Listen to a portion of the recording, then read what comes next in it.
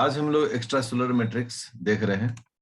ये cell cell communication का ही part है और सेल सिग्नलिंग का ही एक्सटेंडेड पार्ट है सभी।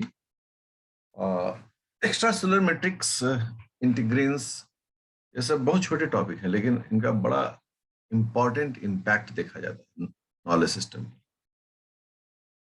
नाम ये एक्स्ट्रा सेलुलर मतलब सेल के बाहर, और मैट्रिक्स, मैट्रिक्स का मतलब होता है जो एक फ्लूइडी मटेरियल हो जिसमें फाइबर्स भी हो, प्रोटीन्स भी हो, दूसरे प्रोटीन्स, इसे हम लोग ईसीएम कहते हैं, शॉर्ट फॉर्म में ईसीएम। एक्स्ट्रा सेलुलर मैट्रिक्स की चर्चा जो है सामान्यतः छोटे क्लासों से ही शुरू हो जाती है। जब 11th-12th में होते हैं विद्यार्थी, तभी ये टॉपिक आना शुरू हो जाता है। ठीक है, तो ये जो मैट्रिक्स है उसके बारे में क्या बोलते हैं? मैट्रिक्स, मैट्रिक्स कहाँ है भाई? आउटसाइड द सेल, सेल के बाहर। जो मैट्रिक्स सेल के बाहर है, या फिर दूसरे बोले कि सराउंड्स द सेल, सेल को जो घेरे रखता है, that is extra cellular matrix. अगर इसके कंपोजिशन पर ध्यान दें, कंपोजिशन में भी तरह तरह के पदार्थ हमको मिलते हैं। जैसे हमें प्रोटीन्स मिलता है, इसमें हमें लिपिड्स मिलता है,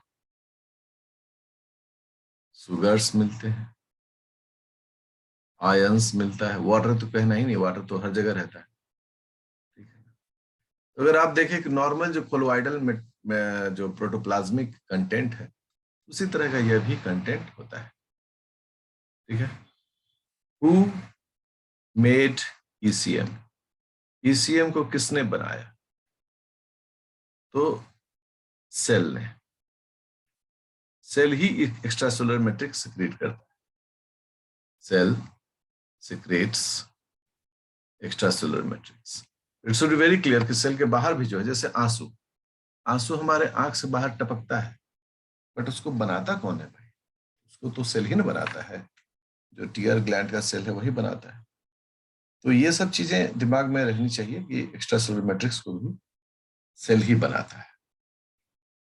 अब ये सेल का आउटर इन्वायरमेंट कहलाता है। जो एक्स्ट्रा सेलुलर मैट्रिक्स है, ये outer environment of the cell, outer environment of the cell, of the cell. जैसे हम लोग हैं, हमारे चारों तरफ क्या है? हवा है, धरती है, मॉइस्चर है, ह्यूमिडिटी से हम लोग कहते हैं, सूरज की रोशनी है, चांद की रोशनी है, लोग बाग हैं, पेड़ पौधे हैं, मतलब जीवित और निर्जीव दोनों तरह के चीजें जो हैं, तरह की चीजें जो हैं, वो हमारे वातावरण का निर्माण करती है। उसी तरह से सेल के बाहर का जो वातावरण है वो एक्स्ट्रा सेलुलर मैट्रिक्स है। ये मैट्रिक्स है, मतलब इसमें कोई सेल नहीं होता है। सो इट इज मैट्रिक्स, मतलब कि नॉन सेलुलर, इसमें कोई सेल नहीं होता है। हाँ, सेल से बनता है ये, बट ये सेल नहीं होता।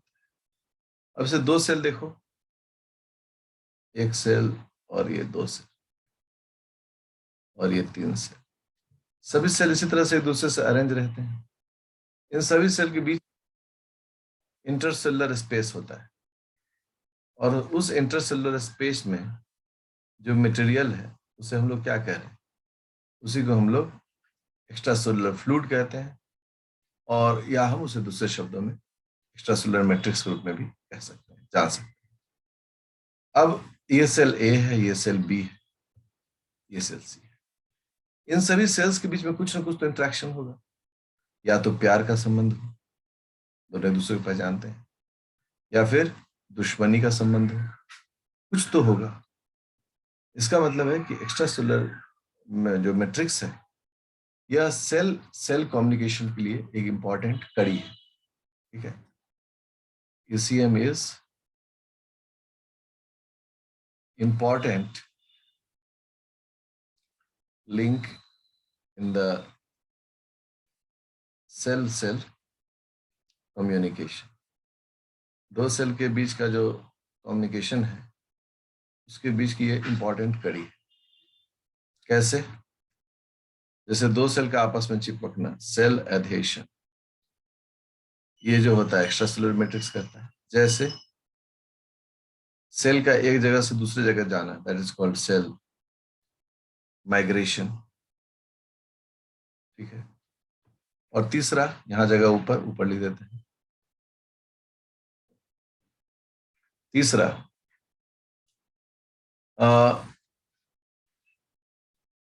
Cell differentiation.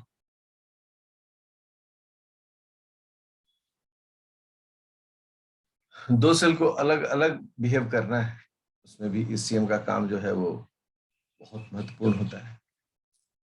यदि एक्स्ट्रा सेलुलर मैट्रिक्स इतना महत्वपूर्ण है सेल सेल कम्युनिकेशन में, इतना एक दूसरे को मतलब परिचय देना, या फिर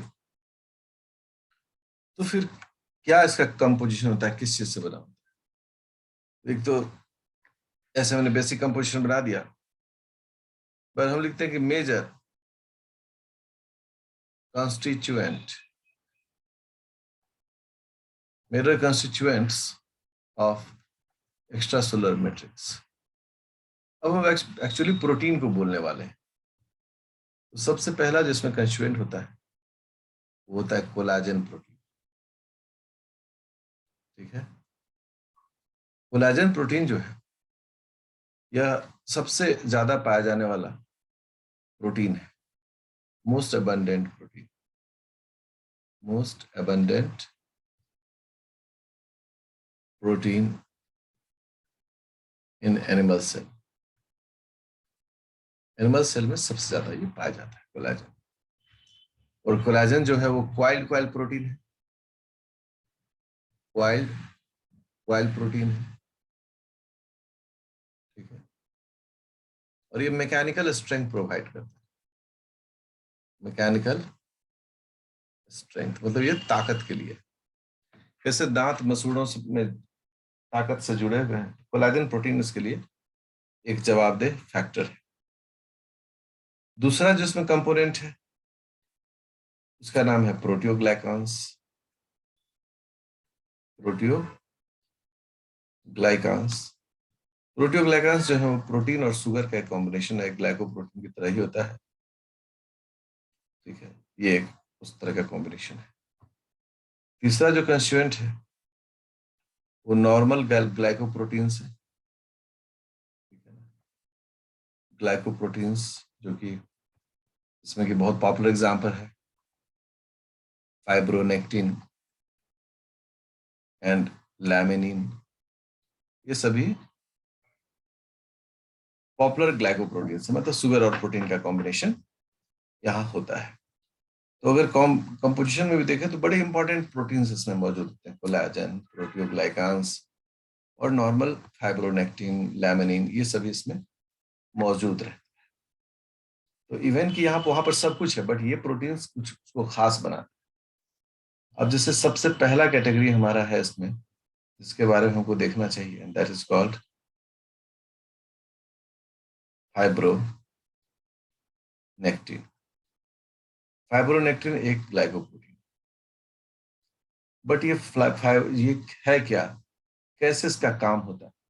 हाँ, अगर एक फाइब्रोनेक्टिन प्रोटीन को हम लोग देखें तो आपको बहुत मजा आएगा इसको देखकर, क्योंकि इसका स्ट्रक्चर बड़ा यूनिक होता है। रेलगाड़ी का एक डब्बा, ठीक है, रेलगाड़ी का दूसरा डब्बा, ठीक है, रेलगाड़ी का तीसरा डब्बा, बढ़िया, फिर रेलगाड़ी का चौथा डब्बा। ये आप जो डब्बों की तरह देख रहे हैं ये प्रोटीन का अलग अलग डोमेन है, सबको हम जोड़ देते हैं एक साथ। ये एक फाइब्रोनेक्टिन चेन है। ठीक है। इसका ये सी टर्मिनल है और ये एन टर्मिनल है, मतलब एक अमीनो टर्मिनल और एक कार्बोक्सिलेट टर्मिनल। और ये सभी डोमेन्स हैं। ठीक है ना। इसको हम लोग जितने डब्बे बना रहे हैं सभी डोमेन, इधर जो ये जो हो गया वो एनटीडी हो गया, एन टर्मिनल डोमेन हो गया, मतलब एन साइड का। ये ग्रीन वाला देख रहे हैं वो सी टर्मिनल डोमेन। अब ये जितने डोमेन्स हैं सबका अपना अपना पोर्टफोलियो भाई, सबका अपना अपना काम है। थोड़ा इसको और भी खूबसूरत बना देते हैं, आप इसको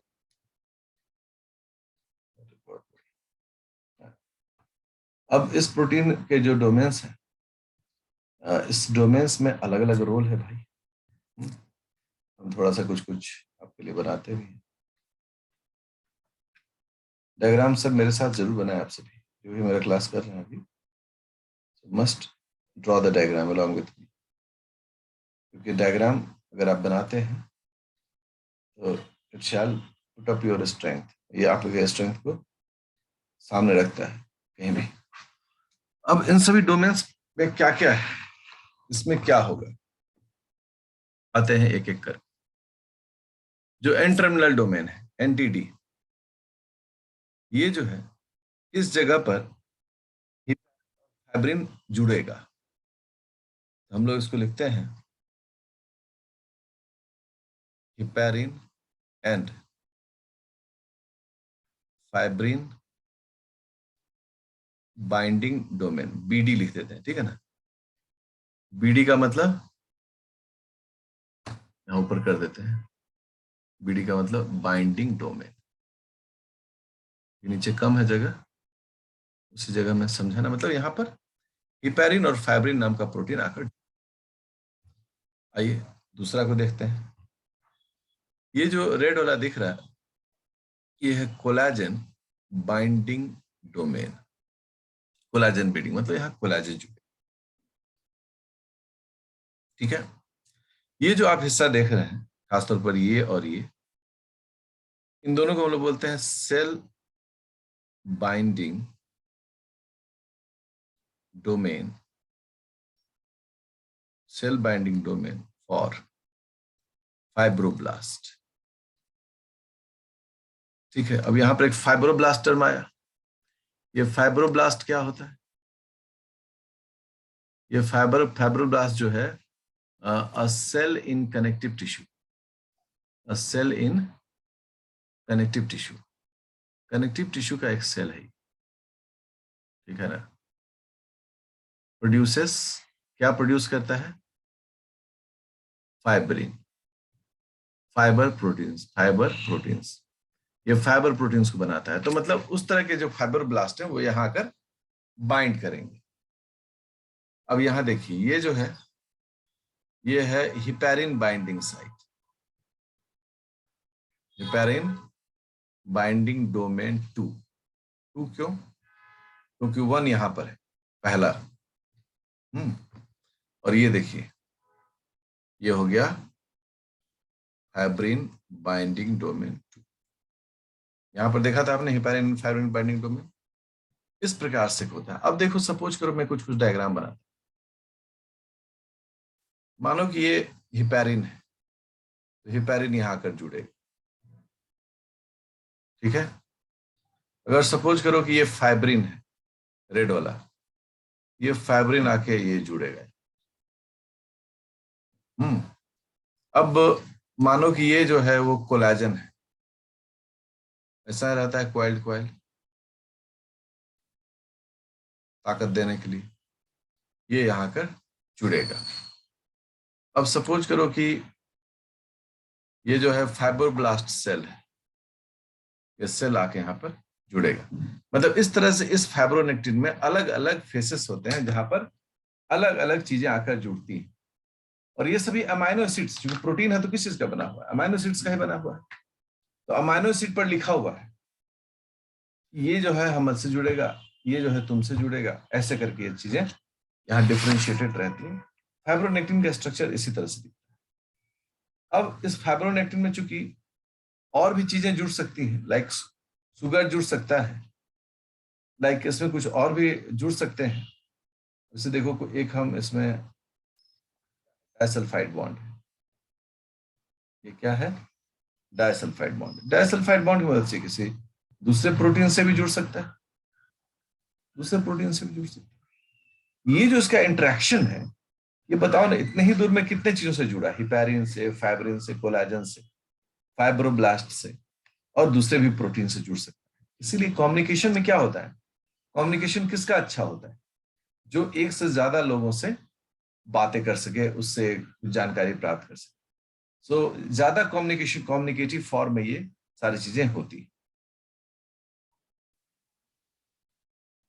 सो फाइब्रोनेक्टिन के बारे में हम लोग कहते हैं कि फाइब्रोनेक्टिन जो है इज अ वेरी लार्ज, बड़ा ग्लाइकोप्रोटीन डाइमर, ग्लाइकोप्रोटीन डाइमर, मतलब आपने जो देखा ना वो एक नहीं बल्कि दो हमेशा एक साथ रहते, ठीक है। And mainly participate in, mainly participate, किस काम में पार्टिसिपेट करते हैं, इन सेल अधेशन, तो सेल को चिपकाने में ये मदद करता है, मतलब ये एक तरह का ग्लू है, ठीक है। और जैसे क्या होगा कि ये दोनों सेल है, ये दोनों दुखी है क्योंकि इन दोनों का कोई दोस्ती नहीं है, एक ये सेल है, एक ये सेल है, ये भी एकदम उदास है। जब फाइब्रोनेक्टिन आएगा, एक हाथ से इसको पकड़ेगा, एक हाथ से इसको पकड़ेगा, और दोनों को खींचकर नजदीक ले आएगा। नजदीक लाते ही दोनों सेल क्या होगा, खुश हो जाएगा, ठीक है। ये जो सेल सेल अधेशन का काम होता है, ये किसकी मदद से हो रहा है, ये हो रहा है फाइब्रोनेक्टिन की मदद से। ये बेसिक काम है जो कि ये काम करता है, और इसके लिए वहाँ प्रोटीन्स भी होते हैं, लाइक प्रोटियोग्लाइकान्स, कोलाजिन, ये सब इसी काम के लिए मतलब वहां पर मौजूद रहता है। Cell adhesion. दूसरा जो इसका काम होता है in cell migration, cell migration. Cell एक जगह से दूसरे जगह चला जाएगा, इसी को हम लोग माइग्रेशन। एम्ब्रियोलॉजी में बहुत ज्यादा सेल माइग्रेशन देखा जाता है, मतलब मान लो कि यहाँ है एक बॉडी है, ये सपोज करो, अभी ये सेल यहाँ है, कुछ देर बाद ये सेल घूम के कहाँ आ जाएगा, यहाँ आ जाएगा। तो इस बीच में तो बहुत सारे सेल हैं, तो कैसे ही आ जाएगा, इसका मतलब सब सेल इसको रास्ता देगा तभी नहीं आ पाएगा, है कि नहीं, कॉमन सेंस की बात है। इस माइग्रेटरी सिस्टम में क्या होता है कि हर सेल्स के साथ इसका, उस पाथवे में जितने सेल होते हैं उसके साथ कम्युनिकेशन होता है, और सब सेल को ये बताने में ये काबिलियत दिखाता है कि भाई हम जो है हमको वहां जाना है, ठीक है। अब जब भी कोई सेल एक जगह से दूसरी जगह जाएगा तो उसको सड़क की जरूरत पड़ेगी। उस सड़क के रूप में क्या रहता है, उस सड़क के रूप में ये फाइब्रोनेक्टिन डायमर होता है, ये फाइब्रोनेक्टिन है, और इस पर एक सेल चढ़ा हुआ है, अटैच है सेल, और ये चलते चलते कहाँ पहुंच गया, एक कोने से दूसरे कोने। तो फाइब्रोनेक्टिन क्या होता है, वो रोड की तरह एक्ट करता है, सड़क की तरह, मुझ पर से तुम चले जाओ। अगर इसका एग्जाम्पल एम्ब्रियोलॉजी में देखेंगे, एम्ब्रियोलॉजी में देखेंगे तो जैसे एग्जाम्पल है हार्ट सेल, जो दिल बनाने वाला सेल होता है, वो माइग्रेट करके कहाँ चला जाता है, mid line of the embryo, mid line of the embryo, क्योंकि वही फ्यूचर में क्या होगा, उसका लोकेशन होगा। हम लोग का हार्ट शरीर के बीचों बीच है, थोड़ा सा लेफ्ट साइड इंक्लिनेशन है। ये जो माइग्रेशन है, ये मदद से, फाइब्रोनेक्टिन की मदद से। और भी एग्जाम्पल है, जैसे कि और एग्जाम्पल लेते हैं, जर्म सेल्स, जर्म सेल्स जिससे कि स्पर्म और ओवम बनता है, मेल या फीमेल, इसको कहा जाना चाहिए, गोनाड में, टेस्टिस या ओवेरी में, और ये भी माइग्रेशन करके यहाँ पर क्या करता है, और इस माइग्रेशन में भी कौन पार्टिसिपेट करता है, यही बाबू फाइब्रोनेक्टिन। कितना इंपॉर्टेंट रोल है। आगे कहते हैं, सपोज करो कोई हम एक ऐसा एग्जाम्पल एक्सपेरिमेंट करें जिसमें हम फाइब्रोनेक्टिन को ब्लॉक करते हैं। देखिए एक्सपेरिमेंट, वहां तक तो बेसिक कॉन्सेप्ट था, अब सोचने वाला कॉन्सेप्ट है क्या। फाइब्रोनेक्टिन इनहिबिटिंग एंटीबॉडी, कोई एंटीबॉडी है जिसको हम लोग कहते हैं एंटी फाइब्रोनेक्टिन, ठीक है ना। ये एंटीबॉडी है और ये फाइब्रोनेक्टिन से जुड़ जाएगा। मान लो कि यह सेल है और सेल के इस हिस्से में यहां पर फाइब्रोनेक्टिन है। अब ये एंटीबॉडी आएगा और क्या करेगा, एंटीबॉडी इस फाइब्रोनेक्टिन से जुड़ जाएगा। ऐसे जुड़ते ही फाइब्रोनेक्टिन का काम क्या होगा, ब्लॉक होगा। इसका रिजल्ट क्या होगा, रिजल्ट ये होगा कि फाइब्रोनेक्टिन इज इनहिबिटेड, उसको रोक दिया गया। अब रोक दें तो क्या होगा अंजाम, जो मान लो कि एक चिक एम्ब्रियो किसी में, ये दिल है, ये हार्ट है, द हार्ट कहते हैं हम लोग। अब ये हार्ट क्या होगा, कंफ्यूज हो जाएगा, कंफ्यूज जाएगा किधर जाए, सोचने लगेगा, दिमाग की बत्ती इसकी जलेगी नहीं, ये सोचने लगेगा जाऊं तो जाऊं कहाँ, ठीक है ना। ये एकदम घबरा जाएगा कि हम कहाँ जाएं, क्योंकि उसको रास्ता ही नहीं दिखेगा, क्योंकि रास्ता है नहीं। रास्ता कौन था, फाइब्रोनेक्टिन, वो तो अब ब्लॉक हो गया है। अब बेचारा किधरों किधरों चल जाएगा। हो सकता है कि पेट में घुस जाए, हो सकता है कि घुटना में चल जाए दिल, मतलब वो एम्ब्रियो हो गया बर्बाद।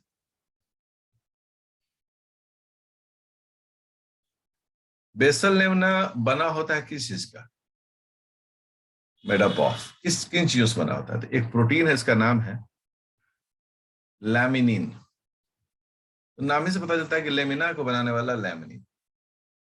एंड टाइप 2 कोलाजन, एक कोलाजन प्रोटीन का टाइप है, ये दोनों मिलकर लेमिना, बेसल लेमिना बनाता है, ठीक है। और बेसल लेमिना, चूंकि मैंने पहले कहा कि ये कवर करेगा, क्या कहते हैं, इट कवर्स द एपिथेलियल, जो हर एक अंग के बाहर होता है ना, एक layer, epithelial sheets of around the organ. और ये है अराउंड द ऑर्गन्स, हर एक अंग के बाहर में एक एपिथेलियल शीट होता है। जैसे अपना स्किन देखियो, स्किन जो दिख रहा है ना, ये भी एपिथेलियल शीट है, ये स्क्वामस एपिथेलियल शीट है, इसी तरह का एपिथेलियल शीट है। अब बेसल लेमिना का काम क्या है, काम क्या है, पहला है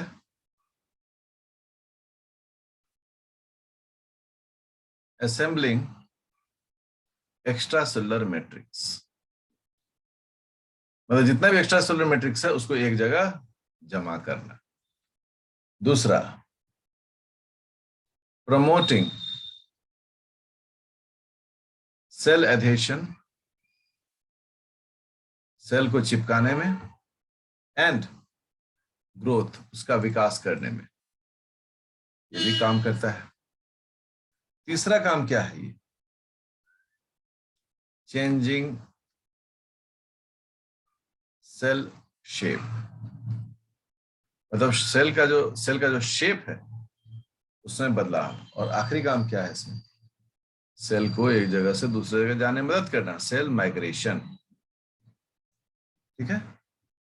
इसको ये परमिट करता है। तो थोड़ा सा इसको ऐसे लिख देते हैं, परमिट्स परमिट्स सेल माइग्रेशन। ठीक है। हम लोग जब एम फेज में होते हैं, M phase of the cell cycle, सबको याद होना चाहिए। एम फेज में क्या होता है? माइटोसिस होता है। ये माइटोसिस होने का।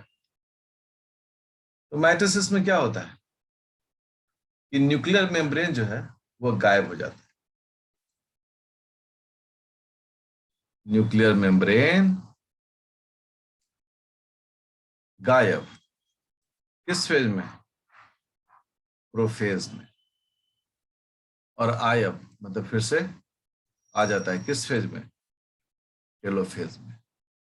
अरे तो भाई सवाल होता है ना कि क्या हो जाता है। हम्म। तो हम लोग क्या कहते हैं, सपोज करो कि ये लैमिनिन प्रोटीन्स है, ये जो है लैमिनिन प्रोटीन्स, अभी तो हम एक साथ सब है, न्यूक्लियर मेम्ब्रेन बनाए हुए है। जैसे ही इसके कुछ खास जगह पर फॉस्फेट जुड़ना शुरू हो जाए, फिर क्या होता है?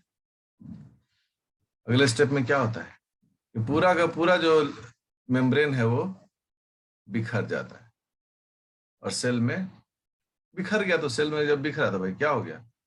गायब हो गया। सेल में देखिए सब बिखर गया। हम लोग लिखे कि न्यूक्लियर मेम्ब्रेन डिसअपियर। और जैसे ही वापस उसको कमांड मिलता है, फिर से इससे क्या होता है? फॉस्फेट, सारे फॉस्फेट निकल जाते हैं। ठीक है। हमको एक्चुअली फॉस्फेट को यहां नहीं दिखाना चाहिए, ऐसे अभी हटा देते हैं। ठीक है, अभी ठीक है। आगे फॉस्फेट जुड़ा, और जुड़ने के बाद ये सब निकल गया। ये जो है एमसीडीके प्रमोट करता है इसको, M cyclin dependent kinase promote करता है। और जब एमसीडीके बहुत कमजोर हो जाता है तो फिर वापस से जुड़ जाता है। ये भी काम जो है वो इसी का है।